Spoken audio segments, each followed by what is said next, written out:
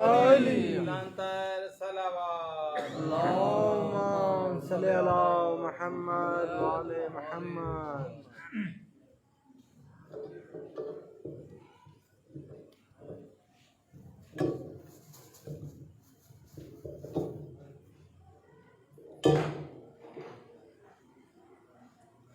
صلوات بر محمد و اہل بیت محمد. اللهم صل على محمد وآل محمد. مجلس کی قبولیت کے لیے بآواز بلند صلوات. اللهم صل على محمد وآل محمد.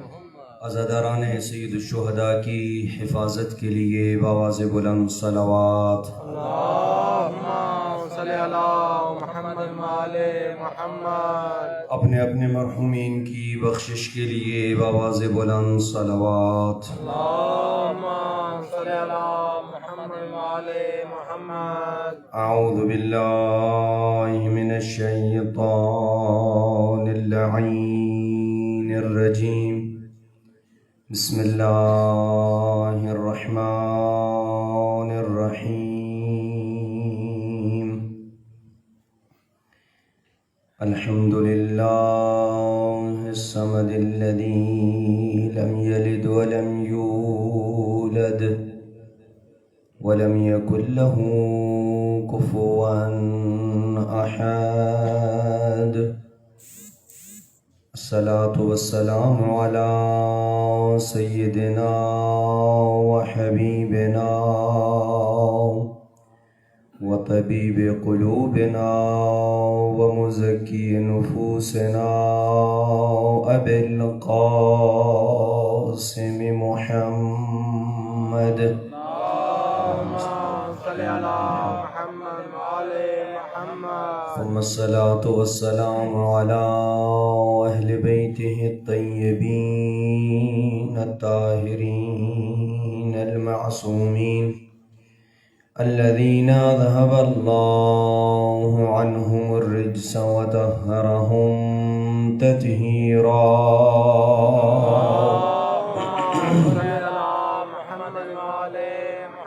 ورحمة الله على أحبابهم وشيعتهم ومواليهم أجمعين. ولعنة الله على أعدائهم ملعونين من يومنا هذا إلى أبد الآبدين. أما بعد فقد قال رسول الله صلى الله عليه وآله وسلم: ما سألت لنفسي شيئا إلا سألت لعلي مثله. صلوات بر محمد وآل محمد. اللهم صل على محمد وآل محمد. نعرہ تکبیر، اللہ اکبر. نعرہ رسالت، یا رسول اللہ. نعرہ حیدری، حسینیت، زندہ باد. یزیدیت، مرد آباد. آواز بلند صلوات. اللهم صل على محمد وآل محمد. دعا ہے کہ رب العزت ہماری اس عبادت کو اپنی بارگاہ میں شرف قبولیت عطا فرمائے. حاضرین مجلس کی نیک دلی تمناؤں کو پورا فرمائے. اس وبا کا خاتمہ فرمائے. عزاداری کے دشمنوں کو نیست و نابود فرمائے. مل کے محمد و اہل بیت محمد پہ ایک محبت بھری صلوات بھیج دیں. اللهم صل على محمد وآل محمد. جو مومنین پیچھے بیٹھے ہیں وہ ذرا آگے آ جائیں، جگہ کافی موجود ہے تاکہ مجلس کا ماحول بن سکے. صلوات بھی پڑھتے آئیں اور آگے تشریف لیتے آئیں. اللہم صل علی محمد وآل محمد.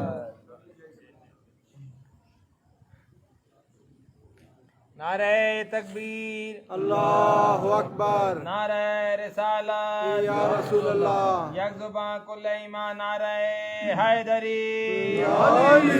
لانتار صلوات اللهم صل علی محمد۔ ختمی مرتبت کا فرمان ذیشان آپ کی پاکیزہ سماعتوں کی نظر کیا، جس میں خاتم الرسل اپنے بھائی علی ابن ابی طالب کے لیے یہ ارشاد فرما رہے ہیں، ما سألت لنفسی شیئا، میں نے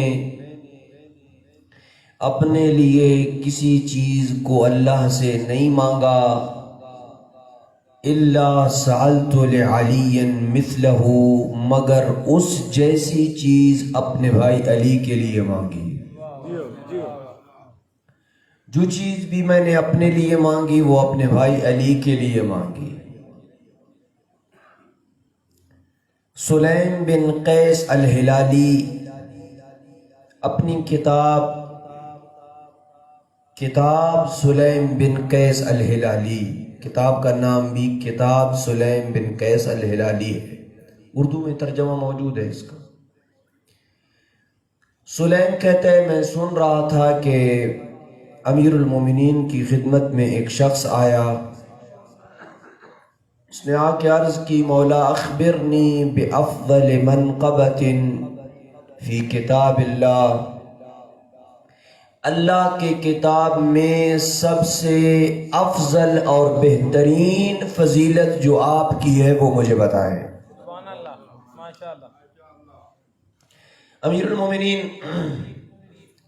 فرماتے ہیں کہ اللہ کی ذات نے جو اپنی کتاب میں یہ آیت نازل کی، اَوَمَنْ كَانَ عَلَى بَيِّنَةٍ مِّن رَبِّهِ وَيَتْلُوهُ شَاهِدٌ مِّنْهُ مَعَهُ، کہ کیا وہ شخص جھوٹ اور افتراء بولتا ہے اور باندھتا ہے جس کے پاس اللہ کی طرف سے واضح اور ٹھوس دلیل ہو اور اللہ کی طرف سے اس کے پیچھے سے ایک شاہد اور گواہ بھی ہو، وہ گواہ بھی رکھتا ہو۔ مولا فرماتے ہیں یہ جو قرآن میں واضح دلیل کا ذکر ہوا ہے اور گواہ کا ذکر ہوا ہے، واضح دلیل سے مراد پیغمبر ہے، گواہ سے مراد میں علی ہوں۔ پھر فرمایا انما ولیکم اللہ ورسولہ میں وہ مومن جس نے حالت رکوع میں اپنی انگوٹھی زکوٰۃ میں دی وہ علی میں ہوں۔ کرسال والے آپ علی ابن ابی طالب سے محبت کرتے ہیں یا نہیں کرتے؟ تھوڑا تھوڑا ساتھ بولنا ہے۔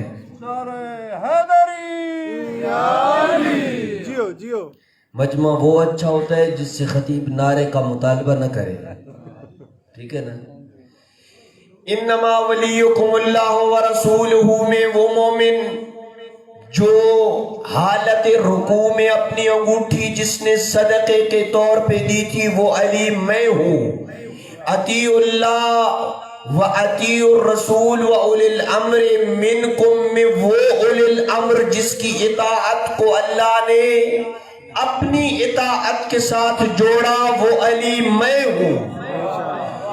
وہ ہستی کہ جس نے بستر رسول پہ تلواروں کے سائے میں پیغمبر کی جان بچا کے اللہ کی مرضی کو خرید لیا وہ علی میں ہوں۔ جس نے اپنے در سے 3 دن بھوکا رہ کے یتیم مسکین اسیر کو روٹیاں دے کے اللہ نے اس کے بدلے میں حل عطا کی صورت اتاری وہ علی میں ہوں۔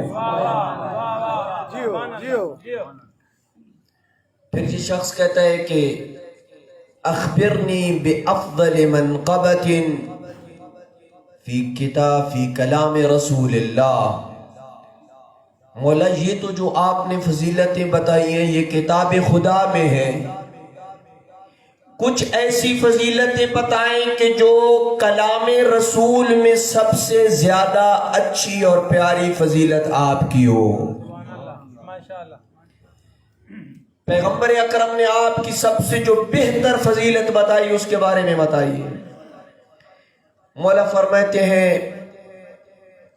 نسبہ ایایا یوم غدیر خم، غدیر خم میں 1,20,000 اصحاب کے سامنے پیغمبر نے جب میرا ہاتھ پکڑ کے سب کے سامنے من کنت مولا کا جملہ کہہ کے میری ولایت کا اعلان کیا تھا، یہ فضیلت مجھے سب سے زیادہ پیاری لگتی ہے۔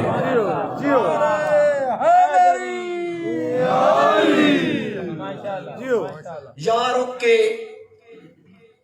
کیونکہ کچھ اہل علم بھی بیٹھے ہیں، سارے انشاءاللہ علم ہے، علمی چیزیں بھی اس ممبر سے ڈسکس ہونی چاہیے یا نہیں ہونی چاہیے، یا فقط نعرے اور فی امان اللہ؟ یہ علم، یہ جو ممبر ہے یہ علم کی درسگاہ ہے، یہاں سے علم پھوٹتا ہے۔ اگر یہاں سے علم جائے گا تو قوم میں جہالت ختم ہوگی۔ یہ جو امیر المومنین کی غدیر کے موقع پہ ولایت کا اعلان ہے، اس پہ مذہب تشیع کے ایک عالم نے ایک کتاب لکھی جس کا نام الغدیر ہے۔ کیا نام ہے؟ الغدیر۔ یہ ایک 11 جلدوں کے اوپر مشتمل انسائکلوپیڈیا ہے، جس کو علامہ عبد الحسین الامینی نے 40 سالوں میں لکھا۔ کتنے سالوں میں؟ 40 سالوں میں۔ دنیا کی کوئی لائبریری نہیں چھوڑی جہاں پہ علامہ امینی نہ گئے ہوں، ہر لائبریری کو کھنگالا، چھانا، مطالعہ کیا اور روایات کو جمع کر کے 11 جلدوں کے اوپر ایک ایسا انسائکلوپیڈیا لکھا جس سے مولا کی غدیر خم میں ولایت کو ثابت کیا۔ یہ ہستی بہت عظیم ہستی ہے، جن کی قبر مبارک نجف اشرف میں موجود ہے، مولا کے جوار میں، امیر المومنین کے جوار میں یہ شخص مدفون ہے۔ جب زیارت کے لیے جائیں امیر المومنین کی تو ان ہستیوں کی بھی زیارت کیا کریں۔ اس علامہ امینی کو ایک دفعہ ایک روایت کی ضرورت پڑی، بڑا ڈھونڈا علامہ امینی نے روایت کو، لیکن روایت نہیں ملی۔ علامہ امینی آ گئے مولا علی علیہ السلام کے حرم میں، مولا سے توسل کیا، کہا مولا یہ روایت مجھے نہیں مل رہی، میں نے بڑی لائبریریوں کو چھانا، بڑا کھنگالا، بڑا مطالعہ کیا، لیکن یہ روایت مجھے نہیں ملی۔ توسل کر کے گھر گئے، امیر المومنین خواب میں آئے، کہا امینی صبح جب بیدار ہونا نا بغداد جانا، بغداد میں علامہ آلوسی کا ایک مکتبہ ہے، اس مکتبے کی فلاں منزل ہے، اس منزل کی فلاں لائن ہے، وہاں پہ تمہیں ایک کتاب ملے گی، اس کتاب کو کھولنا، اس کتاب کا فلاں صفحہ ہوگا، دائیں طرف پہ اتنی سطر پہ یہ روایت تجھے مل جائے گی۔ علامہ امینی صبح اٹھے، بغداد کا رخ کیا، اس علامہ آلوسی کی لائبریری میں گئے، دوسری منزل میں گئے، کھولا اس کتاب کو، صفحہ وہی چیک کیا، وہی سطر کی تھی، ساری کی ساری کہانی اور قصہ جو علی مولا نے بتایا تھا ویسا ہی پایا۔ علامہ امینی نے جب یہ کتاب لکھی نا الغدیر، علامہ امینی پہ کیس ہو گیا کہ علامہ امینی نے امت مسلمہ میں تفرقہ کی فضا پیدا کی ہے، لہذا اس پہ کیس کیا جائے۔ اس میں اصحاب کی توہین ہوئی ہے، اگر علی کی ولایت ثابت ہوئی ہے تو اصحاب کی توہین ہوئی ہے، کیس ہو گیا۔ علامہ امینی کے اوپر جب کیس ہوا تو جو قاضی تھا وہ بھی انتہائی ناسبی قسم کا اور دشمنان اہل بیت تھا۔ قاضی نے کہا قبل اس کی کہ میں کچھ کیس بناؤں، پہلے علامہ امینی کی کتاب الغدیر میرے پاس لے کے آؤ، میں اس کی سٹڈی کروں گا، وہاں سے قابل گرفت چیزوں کو نکالوں گا، اس کے بعد اس کیس کو آگے لے کے چلیں گے۔ الغدیر کتاب قاضی کے پاس آ گئی، قاضی نے مطالعہ کرنا شروع کیا۔ کافی دن جب مطالعہ کرنے کے بعد کافی دن گزر گئے، وہ لوگ جنہوں نے کیس کیا تھا وہ آ گئے، قاضی کے پاس اور کہا کافی دن گزر گئے آپ نے کوئی کارروائی نہیں کی، ہم چاہتے ہیں کہ علامہ امینی کو کم سے کم سزا جو ہے وہ پھانسی دی جائے۔ قاضی نے کہا میں نے کتاب مکمل کر لی ہے، مطالعہ کر لیا ہے، جن چیزوں کو میں نے چیک کرنا تھا وہ میں نے کر لیا ہے، میں تیار ہوں علامہ امینی کو پھانسی بھی دوں گا، اس کی ساری کتابوں کے جلانے کا حکم بھی دوں گا، اس کے مال و متاع کو نیلام بھی کر دوں گا، اس کے گھر کو جلانے کا حکم بھی دے دوں گا، سب کچھ کروں گا، تم میری ایک بات مان لو، میری ایک شرط ہے تم اس پہ عمل کرو، میں یہ ساری باتیں ماننے کو تیار ہوں۔ انہوں نے کہا بتاؤ کیا بات ہے؟ ہم ہر بات ماننے کے لیے تیار ہے، فقط علامہ امینی کو پھانسی ہو جائے۔ کہا تم پہلے اپنے مذہب کی ساری معتبر کتابیں جلا دو۔ کہا کیوں ہم اپنے مذہب کی معتبر کتابیں جلائیں؟ کہا اس لیے کہ اس کتاب کو اول سے لے کے آخر تک جب میں نے مطالعہ کیا، اس بندے خدا نے علامہ امینی نے اپنی جیب سے ایک روایت بھی نہیں لکھی، شیعہ مذہب کی کتابوں سے ایک روایت بھی نہیں لکھی، جتنا کچھ بھی لکھا تمہاری معتبر کتابوں سے لکھا ہے۔ سبحان اللہ۔ کیا اجر دیا امیر المومنین نے علامہ امینی کو اس کتاب کا؟ انشاءاللہ پھر اسی عشرے میں کوئی مناسبت بنی تو میں عرض کروں گا ضرور۔ روایت عرض کر رہا تھا کہ علامہ سلیم بن قیس الہلالی اور دوسرا ایک شخص بیٹھا ہے جو مولا سے پوچھ رہے ہیں، سلیم سن رہا ہے۔ کہا مولا رسول خدا کی کلام میں سب سے افضل فضیلت آپ کی کون سی ہے؟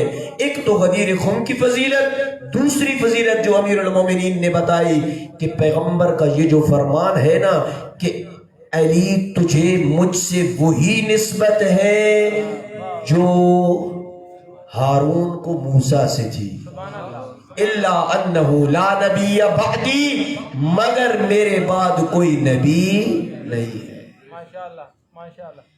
امیر المومنین نے یہاں تک تو ان کی باتوں کا جواب دیا، اس کے بعد امیر المومنین نے فرمایا سلیم تم بھی سن، اور اے دوسرے شخص جو تم مجھ سے سوال کر رہے ہو تم بھی سنو۔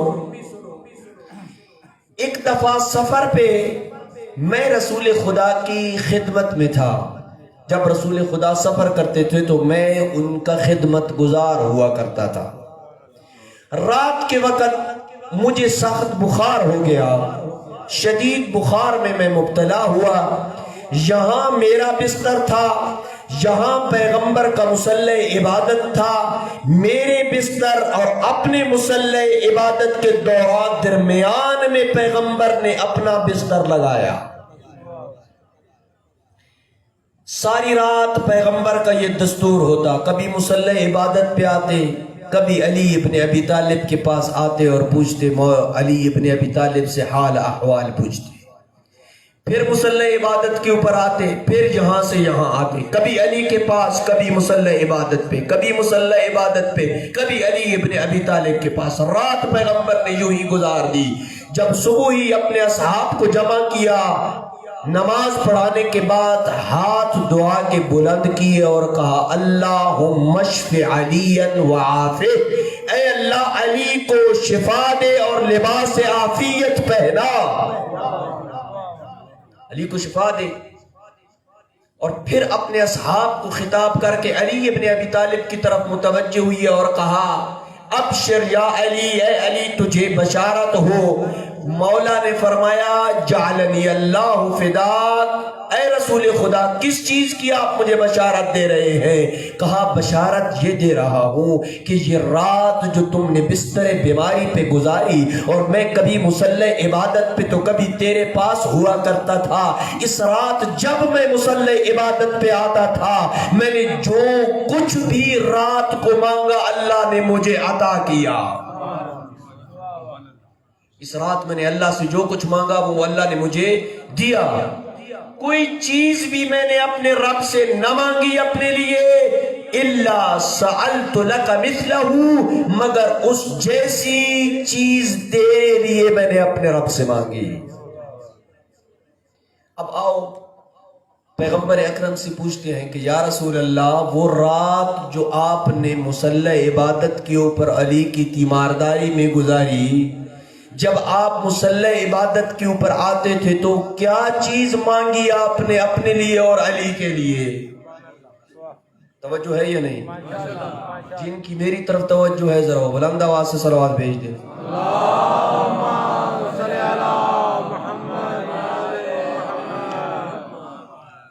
پہلی چیز کا تعارف آج کروا سکوں گا، پیغمبر نے بہت ساری دعائیں مانگی لیکن میں آج فقط پہلی چیز کا تعارف کرواؤں گا۔ کہا دعوت اللہ ان یواخی بینی و بینک، میں نے اللہ سے یہ دعا مانگی کہ تجھے میرا بھائی بنا دے۔ جاگنا کر سال کے مومنین، میں نے اللہ سے یہ دعا مانگی کہ اللہ تجھے میرا، تھوڑا تھوڑا بولے، تجھے میرا بھائی بنا دے۔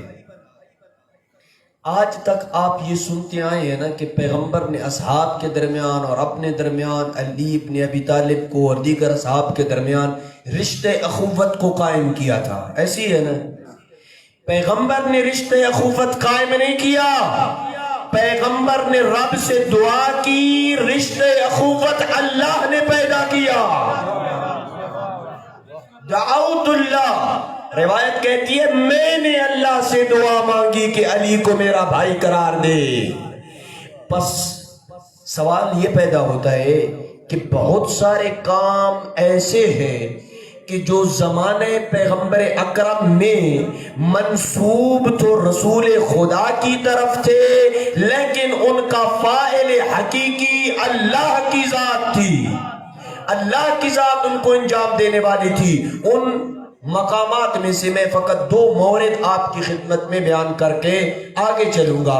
پہلا مورد، جب پیغمبر اکرم نے مسجد نبوی کے دروازوں کو بند کیا، اپنے اصحاب کے اوپر، اپنے لیے اور علی ابن ابی طالب کے لیے مسجد نبوی کے دروازوں کو کھلا رہنے کا حکم دیا، یہ حکم کچھ طبیعتوں کے اوپر ناگوار گزرا، کچھ طبیعتوں کے اوپر شاک گزرا، کچھ پیشانیوں کے اوپر بل پڑے اور پیغمبر اکرم کے پاس آ کے کہنے لگے یا رسول اللہ، آپ نے ہمارے دروازوں کو تو مسجد کی طرف جو کھلتے تھے بند کر دیا ہے، علی اور اپنا دروازہ کھلا رکھا ہے، اپنا بے شک کھلا رکھتے لیکن علی کا دروازہ کھلا رکھا، ہمارا دروازہ بند کیا ہے۔ پیغمبر اکرم نے فرمایا ما انا سددت ابوابکم ولا فتحت باب علی، نہ میں نے تمہارے دروازوں کو بند کیا ہے نہ علی کے دروازے کو میں نے کھلا رکھا ہے، بل سد اللہ ابوابکم وفتح باب علی، بلکہ اللہ نے تمہارے دروازوں کو بند کیا ہے، علی کے دروازے کو کھولا ہے۔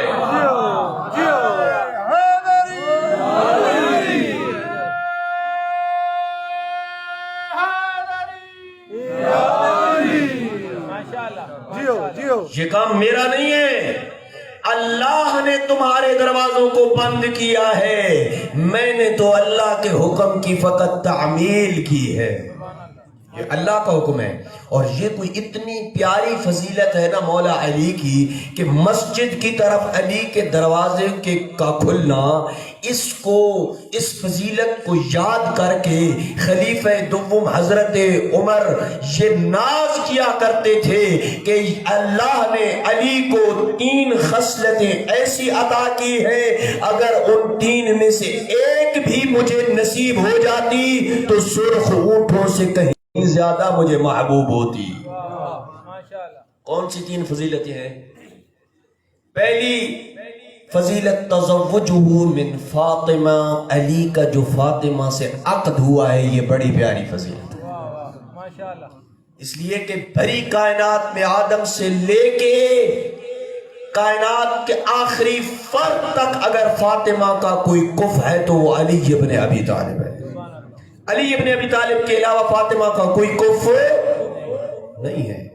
دوسری، سکناہ مع رسول اللہ وَيَحِلُّ لَهُ فِيهِ مَا يَحِلُّ لَهُ، علی کا پیغمبر کے ساتھ مسجد میں رہائش اختیار کرنا اور علی کے لیے وہ سب کچھ حلال ہونا جو پیغمبر کے لیے حلال تھا.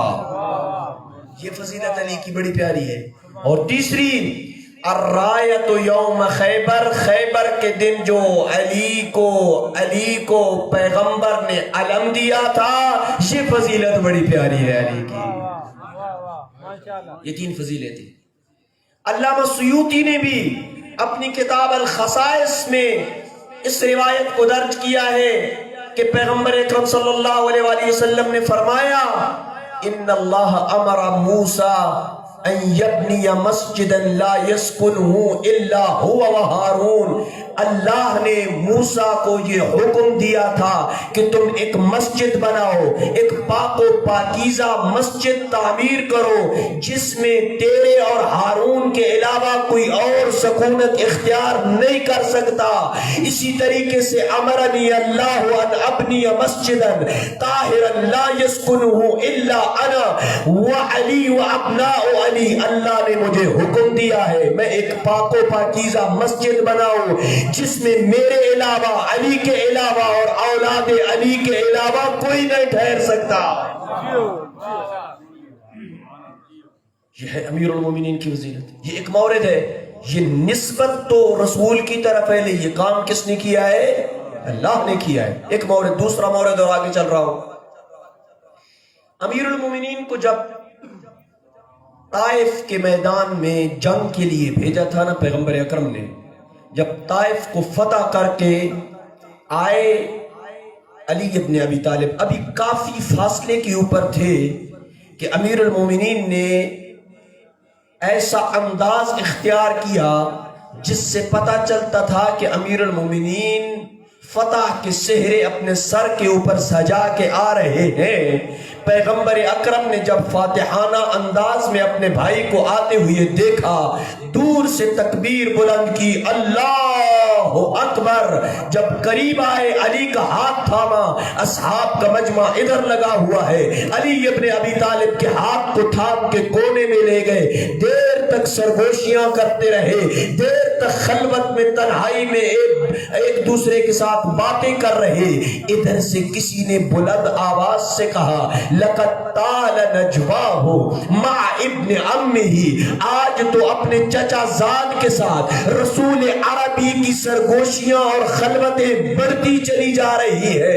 رسول خدا نے یہ جملہ کہا لقد ما انتجیتہ بل انتجا اللہ. میں نے علی سے سرگوشی نہیں کی ہے بلکہ اللہ نے سرگوشی کی ہے.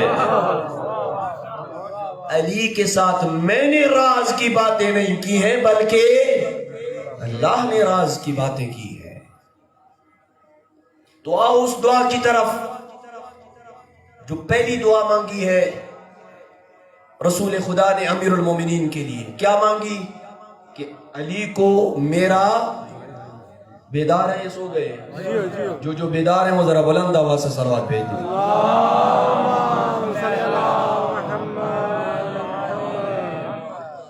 سوال کروں گا، آپ کے ہاں بہت سارے علماء مجالس پڑھنے کے لیے آتے ہیں، آپ سنتے بھی ہیں، پیغمبر نے اپنی زندگی میں کتنی بار علی کو اپنا بھائی بنایا؟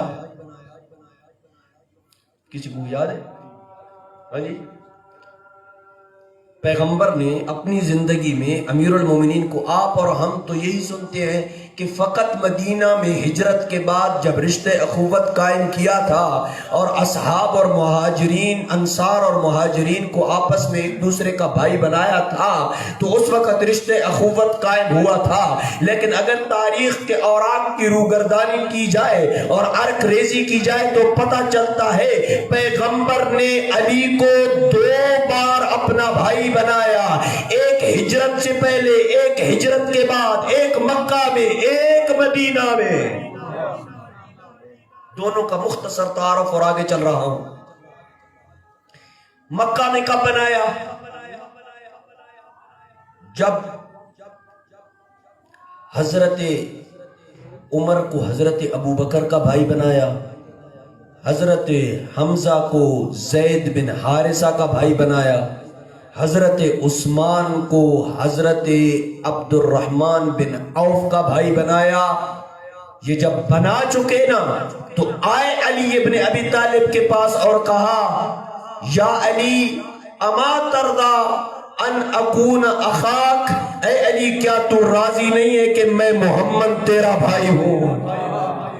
امیر المومنین نے کہا بلا یا رسول اللہ رضیتو، اے رسول خدا میں راضی ہوں کہ آپ میرے بھائی ہوں، میں آپ کا بھائی ہوں. پیغمبر نے دعا کے لیے ہاتھ بلند کیا اور کہا اے علی تو دنیا میں بھی میرا بھائی ہے، آخرت میں بھی میرا بھائی ہے. باقیوں کی اخوت دنیا تک ہے، تیری اور میری اخوت کی حدیں آخرت تک جاتی ہیں. آخرت میں بھی میرا تو بھائی ہے اور دنیا میں بھی میرا تو بھائی ہے. یہ مکہ میں رشتے اخوت قائم کیا. جب ہجرت کر کے مدینہ میں آئے 5ویں یا 8ویں ہجری میں 150 صحابہ کے درمیان جب رشتے اخوت قائم کیا، ادھر مہاجرین ادھر انصار، ایک مہاجر کو دوسرے انصاری کا بھائی بناتے گئے.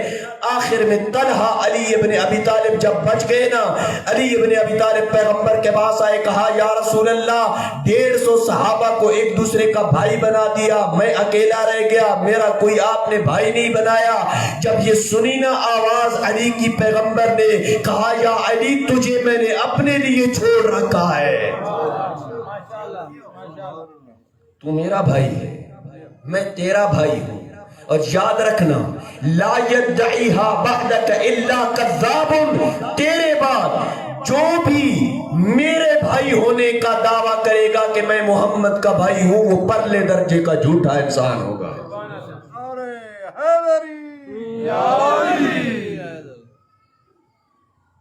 اب یہاں پہ ایک سوال کروں گا آپ سے کہ پیغمبر نے 2 مرتبہ رشتے اخوت کیوں قائم کیا؟ ہاں جی، 2 مرتبہ. مکہ میں بھائی بنا دیا تو کافی تھا، یا مدینہ میں ہی آ کے بھائی بناتے تو کافی تھا. 1 دفعہ 2 دفعہ بھائی بنانے کا کیا فلسفہ ہے؟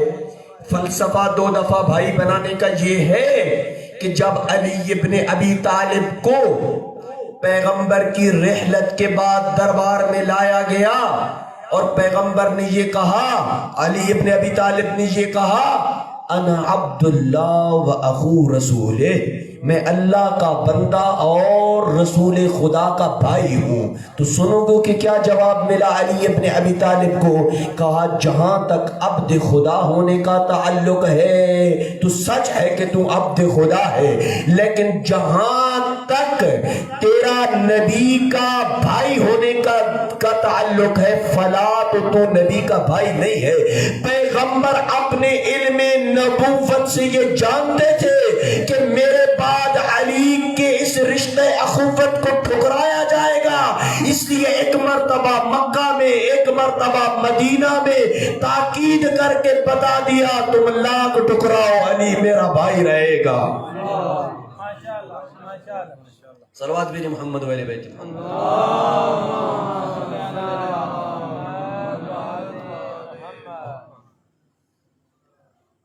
لوگ آتے تھے علی ابن ابی طالب سے یعنی پیغمبر اکرم نے دعوت ذوالعشیرہ سے لے کے غدیر خم تک کئی مقامات پہ آئمہ کی اور خاص طور پہ علی ابن ابی طالب کی امامت کے اوپر دلائل پیش کیے، لیکن جب پیغمبر کی رحلت ہوئی تو پھر بھی پیغمبر اکرم کہ اس حقیقی وارث اور جانشین سے دلائل مانگے جاتے تھے کہ کیا دلیل ہے کہ آپ امام ہیں. علی ابن ابی طالب کے ایک زمانے میں بڑی ہی پیاری قصہ ہے یہ جو آپ کے سامنے بیان کر رہا ہوں، اور سچا واقعہ ہے. کتاب کا نام ہے اعلام المؤمنات نساء المؤمنات. اس میں ایک خاتون کا واقعہ درج ہے جس کا نام ہے حباب الوالبیہ. کیا نام ہے؟ حبابہ ہے کے ساتھ حبابہ الوالبیہ. یہ خاتون امیر المومنین کے سامنے بیٹھی ہے، ایک پتھر اس کے پاس ہے، زمین پہ پڑا ہے. کہتی ہے کہ مولا کیا دلیل ہے کہ آپ امام ہیں؟ کوئی اپنی امامت کے اوپر دلیل دے. امیر المومنین نے سے کہا تیرے پاس جو پتھر کا یہ چھوٹا سا ٹکڑا پڑا ہے یہ اٹھا کے مجھے دو. اس نے پتھر اٹھایا, امیر المومنین کو دیا. امیر المومنین کے ہاتھ میں یوں انگوٹھی تھی, اب توجہ میری طرف کرنا, ایک ہاتھ میں پتھر لیا, دوسرے ہاتھ میں انگوٹھی ہے. امیر المومنین نے اپنی انگوٹھی پتھر کے اوپر سٹیمپ کی. توجہ ہے میری طرف؟ پتھر کے اوپر سٹیمپ ہوئی تو وہ جو امیر المومنین کا حرز جو ذکر انگوٹھی کے اوپر لکھا ہوا تھا وہ نقش ہو گیا پتھر کے اوپر. کہا میرے بعد جو امامت کا دعویٰ کرے گا اس سے یہ کہنا کہ اگر وہ پتھر کے اوپر اپنی انگوٹھی سٹیپ کر دے تو سمجھنا وہ امام ہے وگرنہ امام نہیں ہے. امیر المومنین دنیا سے رخصت ہوئی. امام حسن مجتبیٰ کا زمانہ آیا. امام حسن مجتبیٰ کے پاس حبابہ والبیہ آئی. حبابہ والبیہ کو مہر لگا کے دی امام حسن مجتبیٰ نے اسی پتھر پہ. 2 مہریں ہو گئیں. امام حسن مجتبیٰ جب دنیا سے رخصت ہوئے, امام حسین کا زمانہ آیا. امام حسین کا بڑا ہی کوئی تعلق تھا اس خاتون حبابہ کے ساتھ. کافی عرصہ گزر گیا تھا کہ حبابہ امام حسین کے پاس امام حسین کی زیارت کے لیے نہیں آئی. ایک دن امام حسین نے پوچھا حبابہ بہت عرصہ گزر گیا ہے, ہماری زیارت کے لیے نہیں آئی, کیا ماجرا ہے؟ لوگوں نے کہا, مولا کے صاحب نے کہا شاید حبابہ بیمار ہو اس وجہ سے نہ آئی ہو. مولا نے کہا چلو اٹھو چلتے ہیں حبابہ کی زیارت کے لیے. خود امام حسین علیہ السلام اٹھے اور چل کے آئے. حبابہ کے دروازے کے اوپر دستک دی. حبابہ نے اندر سے جواب دیا, کون؟ کہا فرزند رسول خدا حسین ابن علی. امام حسین کا نام سننا تھا. حبابہ کی آنکھوں سے آنسو آئے. دروازہ کھولنے کے بجائے مصلی عبادت کے اوپر آئی. 2 رکعت نماز شکرانے کے ادا کیے. میری کیا حیثیت, امام حسین میرے دروازے پہ میری زیارت کے لیے آئے. دوڑ کے آئی, دروازہ کھولا. امام حسین نے کہا حبابہ کیا وجہ ہے, اتنا عرصہ گزر گیا ہے تو میری زیارت کے لیے نہیں آئی, ہمارے پاس کبھی نہیں آئی. منہ ڈھانپا ہوا تھا اس نے. کہا مولا ایک بیماری میں مبتلا ہوں, برس کی بیماری جس میں جسم میں سفید سفید داغ بن جاتے ہیں. برس کی بیماری میں مبتلا ہوں, شرم آتی ہے اگر باہر جاؤں تو کوئی مذاق نہیں اڑائے میرا, اس وجہ سے میں گھر کے اندر ہی موجود ہوں, کہیں باہر نہیں نکلتی.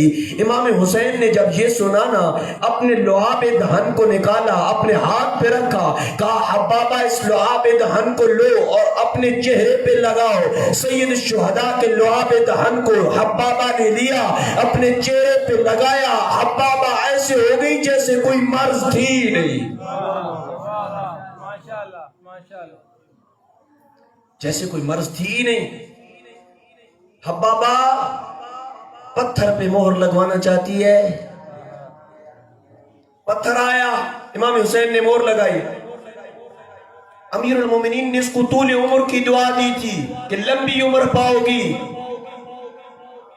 امام حسین کی شہادت ہوئی, امام زین العابدین کے پاس آئی. کہا مولا آپ کے اجداد نے مجھے بہت کچھ دیا, اس پتھر کے اوپر مہر لگا کے اپنی امامت ثابت کی. کہا مجھ سے کیا چاہتی ہو, پتھر لے کے آؤ میں مہر لگاتا ہوں. امام زین العابدین نے مہر لگائی اور کہا میرے آبا و اجداد نے اور کیا دیا تھا؟ کہا آپ کے جد علی نے طول عمر کی دعا دی تھی, آپ کے بابا حسین نے مجھے برس سے شفا دی تھی. کہا میں زین العابدین دعا کرتا ہوں تیری عمر 100 سال اور بڑھ جائے گی. 100 سال اور اس کی عمر بڑھ گئی.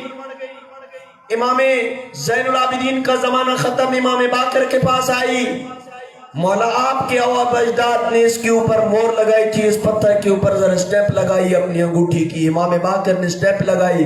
کہا کچھ چاہتی ہو, میرے آبا و اجداد نے کیا دیا تھا؟ کہا آپ کے جد علی ابن ابی طالب نے طول عمر کی دعا دی تھی, امام حسین نے شفا دی تھی, اور امام زین العابدین نے کیا دیا تھا؟ مزید طول عمر کی دعا دی تھی. کچھ اور چاہیے؟ کہا صحت تو بالکل ٹھیک ہے, عمر بھی چل رہی ہے, لیکن سر کے بال سفید ہو گئے ہیں. امام نے دعا کی، سر کے بال سارے کے سارے سیاہ ہو گئے. ماشاء اللہ. امام محمد باقر کا زمانہ ختم ہوا، امام جعفر صادق کے پاس آئی. امام جعفر صادق نے بھی مہر لگا دی. امام جعفر صادق کے بعد امام موسیٰ کاظم کے پاس آئی. امام موسیٰ کاظم نے بھی مہر لگا دی. امام رضا کے پاس آئی. امام رضا نے بھی مہر لگا دی. امام رضا کے زمانے میں 8 مہینے تک یہ زندہ رہی. یعنی امام کی امامت کے زمانے کے بعد 8 مہینے تک یہ زندہ رہی. حبابہ الوالبیہ. اور جب اس کی وفات ہوئی تو امام رضا نے خود اس کا نماز جنازہ پڑھا اور اپنی پہراہن اور اپنی قمیص میں اسے کفن دیا. ماشاء اللہ. ماشاء اللہ. صلوات بھیجیں محمد و اہل بیت محمد. اللهم صل على محمد وآل محمد. بار دیگر صلوات بھیجیں محمد و اہل بیت محمد. اللهم صل على محمد وآل محمد. تو بس گفتگو کو یہیں روک پہ مصیبت کے چند جملے عرض کروں گا کہ ائمہ اہل بیت علیہ السلام سے لوگ باوجود اس کے کہ پیغمبر کے سینکڑوں فرامین موجود ہوا کرتے تھے ان کی امامت کے اوپر، پھر بھی ان سے امامت کے ادلہ طلب کیا کرتے تھے، دلائل طلب کیا کرتے تھے. اور جب کوئی دلائل سے کانے ہو جاتا تو پھر وہ حبابہ والبیہ کی طرح امام کا مقرب بن جاتا، اور جو دلائل سے کانے نہ ہوتا تھا پھر وہ ایسے بن جاتا تھا جیسے کربلا میں قاتلان حسین تھے. امام جعفر صادق علیہ السلام سے روایت ہے کہ 5 ہستیاں ایسی ہیں اس کائنات میں جنہوں نے سب سے زیادہ گریہ کیا. سب سے زیادہ 5 ہستیوں نے دنیا میں گریہ کیا. آدم جنت کے فراق میں سب سے زیادہ روئے. دوسرا حضرت یعقوب اپنے بیٹے یوسف کی جدائی میں اتنے روئے وَبْيَضَّتْ عَيْنَاهُ مِنَ الْحُزْنِ کہ قرآن نے کہا کہ رو رو کے آنکھیں سفید ہو گئیں. تیسری ہستی خود جناب یوسف ہیں کہ جو بابا کی جدائی میں روئے. معاف کیجئے گا سادات میرے سامنے بیٹھے ہیں، پہلی 3 ہستیاں مرد ہیں لیکن چوتھی ہستی بطول عذرا ہے. میری آقا زادی ہیں جو بابا کی وفات اور رحلت کے بعد 75 یا 95 دن زندہ رہی، لیکن اتنے کوئی درد بھرے انداز میں زندہ رہی. اونچا تو نہیں روتی تھی لیکن اتنے درد کے ساتھ روتی تھی کہ مدینہ کے در و دیوار ہل جاتے تھے. علماء لکھتے ہیں کہ اب بھی قبر میں تارتن تقوم و تارتن تقعد، کبھی بیٹھتی ہیں کبھی کھڑی ہوتی ہیں، ہاتھ پہلو پہ رکھ کے اپنے زخموں کو یاد کر کے گریہ کرتی ہیں. میری آقا زادی سب سے رونے والی ہستی خواتین میں میری آقا زادی پیغمبر کی اکلوتی بیٹی فاطمہ الزہرا ہے. اجرکم اللہ. 5ویں ہستی آپ کا اور میرا امام مظلوم کربلا، بیمار کربلا امام سجاد ہے. جب کھانا لایا جاتا، غلام کھانا لاتا، امام علیہ السلام رو رو کے کہتے کیف آکل و ابی قتل جائعا. وہ سجاد کیسے لذیذ کھانے کھائے جس کا بابا بھوکا مارا گیا. غلام پانی لاتا، کیسے سجاد پانی پیے اور جس کا بابا دریا کے کنارے پیاسا مارا گیا. سجاد ٹھنڈے پانی پیے. اجرکم اللہ. عزاداروں قصاب جب بازار سے گزر ہوتا نا امام سجاد کا، دیکھتے کہ قصاب کسی حیوان کو ذبح کر رہا ہے، قریب آ جاتے اور کہتے اے قصاب کیا تمہیں حیوان کو ذبح کرنے کے آداب اور شرائط کا پتہ ہے کہ کیسے ذبح کیا جاتا ہے؟ قصاب کہتا ہے ہاں مولا مجھے پتہ ہے کہ آداب کیا ہے۔ حیوان کو ذبح کرنے سے پہلے پانی پلایا جاتا ہے، وہ پانی کا نام سننا تھا۔ رخ کربلا کی طرف پھرا، او میرے پیاسے بابا حسین، تیرے نانا کی شریعت میں حیوانوں کو ذبح کرنے سے پہلے پانی پلایا جاتا ہے، لیکن تجھے کربل کے میدان میں 3 دن تک پیاسا رکھا گیا، پسے گردن پیاسا ذبح کیا گیا۔ اجرکم اللہ، اجرکم اللہ۔ اللہ جانے کس انداز میں سید الشہداء نے کربلا اور شام کے مصائب دیکھے۔ پوری ایک کتاب بنتی ہے سید الشہداء کے اس بیمار بیٹے کے مصائب کے۔ میں ان مصائب کی کتاب سے 2 سطریں فقط پڑھ کے مجلس ختم کر رہا ہوں۔ پہلی سطر یہ ہے کہ جب لایا گیا نا کاروان حسینی کو سوق حمیدیہ شام میں، جو شام کے زائرین ہیں وہ جانتے ہیں، دربار کے باہر جب لایا گیا، بازار کے باہر جب لایا گیا نا، یزید کی طرف قاصد بھیجا گیا، تمہارے مہمان آ گئے ہیں، کیا داخلے کی اجازت مل سکتی ہے کہ تمہارے مہمان اندر آ جائے؟ یزید نے کہا نہیں، جب تک میں اجازت نہ دوں مہمانوں کو اندر آنے کی اجازت نہیں ہے۔ عزاداروں بازار سجنا شروع ہو گئے، ڈھول باجے والے آنا شروع ہو گئے، تماشائی اکٹھے ہونا شروع ہو گئے، ناچ گانے کی محفلیں شروع ہو گئی۔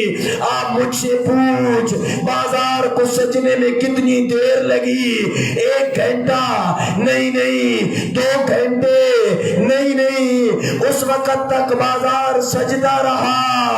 او علی کی بیٹی شام کے بازار میں 72 گھنٹے کھڑی رہی، 15 اذانیں سنی، مؤذن کہتا اشہد ان محمد رسول اللہ، او میری آقا زادی ننگے سر کہتی نانا تیری اذانیں بچ گئی، او میری ردا لٹ گئی۔